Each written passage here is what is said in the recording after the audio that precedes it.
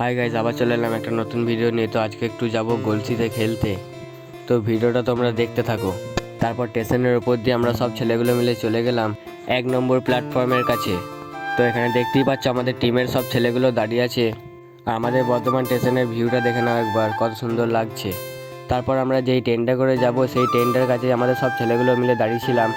তো ট্রেনের ভিডিওটা যেহেতু আমি নিতে পারিনি, তারপর চলে এলাম গলসিতে খেলার মাঠের দিকে।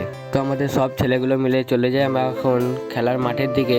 তারপর আমরা মাঠে পৌঁছে যাই আর দেখি এখনও টিম ঢোকেনি, তাই আমাদের ছেলেগুলো সব বসেছিল এখানে। আর তোমরা গলসি থেকে আমার ভিডিও কে কে দেখছো একটু কমেন্টে বলবে। যেহেতু আমাদের ফার্স্ট খেলা হয়ে গেছিলো, আমি ভিডিও নিতে পারিনি, তাই আমাদের সব ছেলেগুলো মিলে আমরা টিফিন করে নিই। তারপর টিফিন করা হয়ে গেলে তারপর আমরা আবার সবাই রেস্ট নিয়ে নিই।